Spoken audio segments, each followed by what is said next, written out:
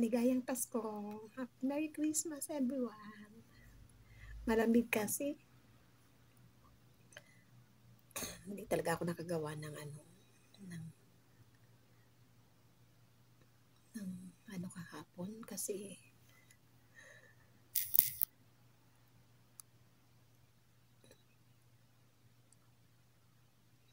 yan, Merry Christmas sa inyong lahat. Idaan muna natin sa kanta. Kasing bintana kasi sinara ko yung aking kortina. Yan, Merry Christmas. Merry Christmas sa inyong lahat. Pasko na. Naunahan ako ng Pasko sa higaan.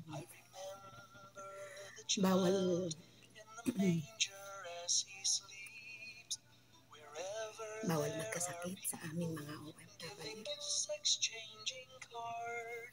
Yung kasi yung hangin, tumatagos hanggang sa ilalim ng tenga. Kaya, nag-sweater ako, tsaka nagsumbrero ako saglit dahil pumapasok dito sa Ayan, Merry Christmas. Pasensya na, wala talaga ako nagawang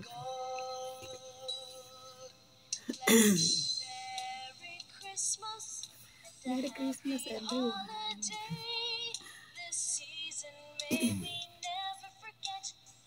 Yan. Pasensya na talaga, hindi ako nakakasupport sa inyo ilang araw na kasi ilang araw na rin ako nakahiga. Gabi, nag-live ako pero sakit sa mata, hindi ko kapagmasdan. Magpapasko na. Yan. Merry Christmas. Pasensya na, Rolando, anak ha. Hindi ko kasi ma-send sa'yo sa live mo. No? Hindi ma-send ng anak ko sa'yo sa live mo. Kaya pinasa na lang namin kay Mercy.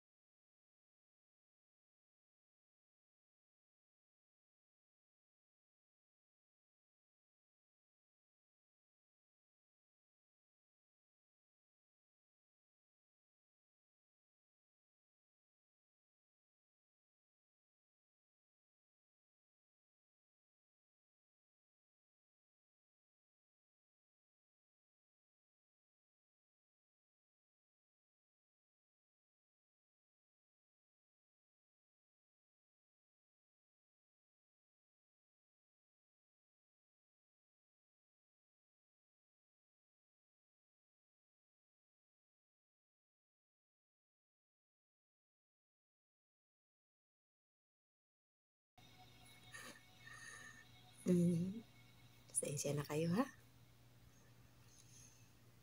Salamat sa inyong lahat mga anak. Salamat sa inyong lahat dyan.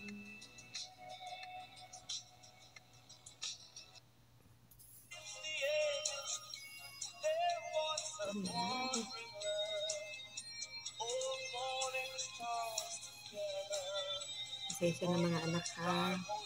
Gumawa lang talaga ako ng para meron akong pang-present mamaya. Mamaya pa sana ako gagawa pero sabi ko habang wala yung babae hindi pa naman dumarating. Makinig na lang tayo ng kanta. Bahala ng masipian dyan. Ayun, salamat sa lahat. At maraming salamat sa lahat ng support niyo sa akin. Kahit hindi ako nakakasupport sa inyo, pasensya na kayo ha. Alam ko naman na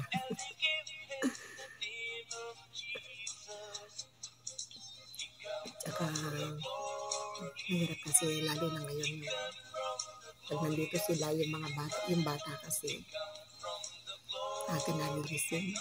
Siyempre, hindi mo naman pwedeng pabayaan. Mahirap kasi pag OFW ka tapos may bata.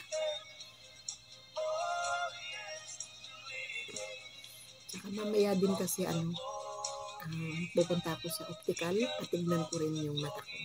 Baka dito na isa na rin ito dahil sakit ang bato ko, suka ko ng suka, pero yung blood, yung dugo ko naman okay lang naman, normal. Siguro sa mata. Kaya magpapalit na naman ako ng salamin. Hintayin ko pa kung anong oras uwi yung amo kong lalaki kasi hindi naman ako pwedeng umalis ng ako lang. Lalo pa hindi ko naman hawak ang aking ikama, kaya hindi ako pwedeng maglalayas, lalo pa wala kang kasama. Mahirap. Hindi pa rin naman safe dito maglakad ng nag-iisa, lalo wala kang hawak na ikama. Huhulihin ka talaga.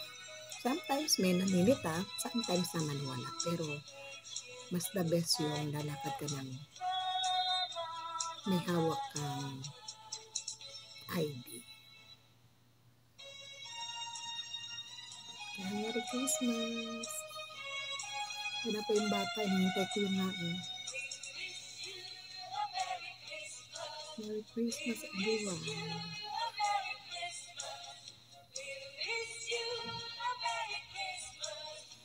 Pasko na sa inyo dyan, yung may mga bonus.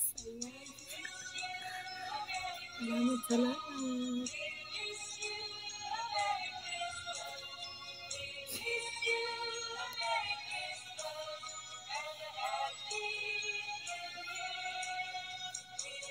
Kasi kung mamaya pa ako gagawa, baka malate na ako. Kasi meron na tayong nagsabi ako kay Bams kanina, hahabol ko na lang yung sakit ko gabi naman. Kay Merl kasi ako gabi na lang ako palagi para hindi ako nagmamadali sa paggawa ng video. I-request ko na lang kay Bams. So kaya kung sino na mamahala ng slot, kahit na magkasunod na lang kami ni Rachel. Ako muna bago siya, kaya siya muna bago ako. Kasi mahirap. Di ba Rachel, anak? Ayan, maraming salamat sa inyong lahat mga anak, ha? Ayan. Malamig na talaga rito. Hindi ko lang maisara yung bintana kasi may mga nilabahan ako rito na yung amoy ng damit. Mahirap makulob sa loob ng bahay. Minsan, siyempre, yung mga ginagamit na sabon dyan, makukulob sa loob ng bahay. Ibang amoy. Kaya nakabukas yan, yung kabila, nakabukas ng 1/4 para luwabas lang yung ibang amoy ng kwarto.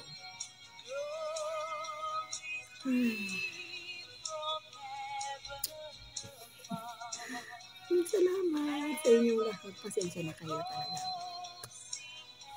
Hindi ako nakagawa ng Biyernes, Sabado kasi nandito sila.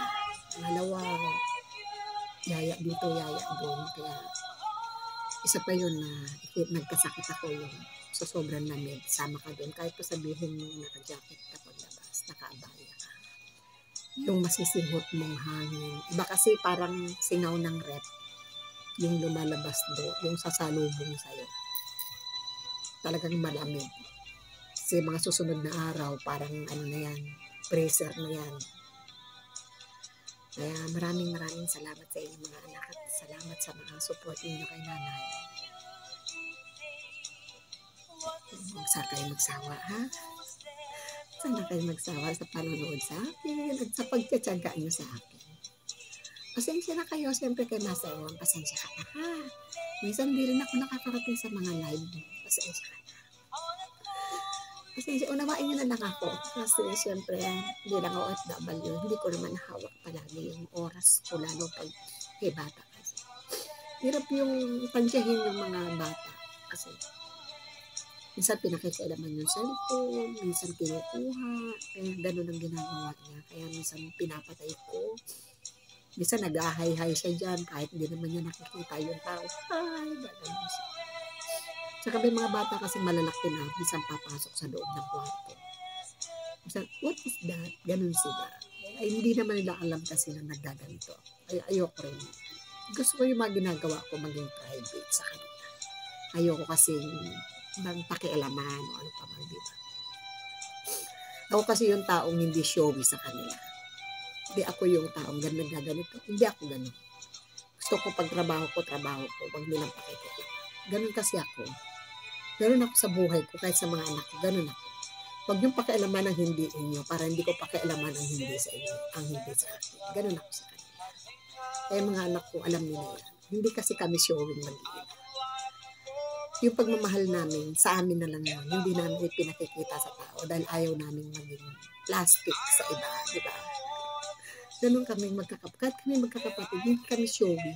Pero pag nagsama-sama kami, daig ka namin yung isang bilaong biko na halos ayaw maghiwalay. Kahit minsan may samaan kami ng loob, pero ganun pa rin kami. Kasi ganun kami pinamulat ng magulang namin na huwag nating ipakita yung kaplastikan sa tao. Ipakita natin yung hindi tama sa tao para pangit kasi yung sasabihin mo, ang bait-bait niya, ayoko nung ganun. Ako totoo lang anak, medyo maldita ako. Medyo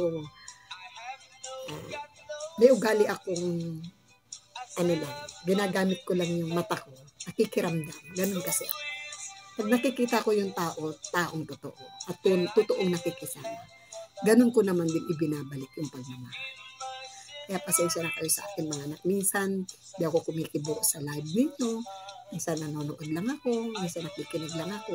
Minsan nag-message, nagko-comment.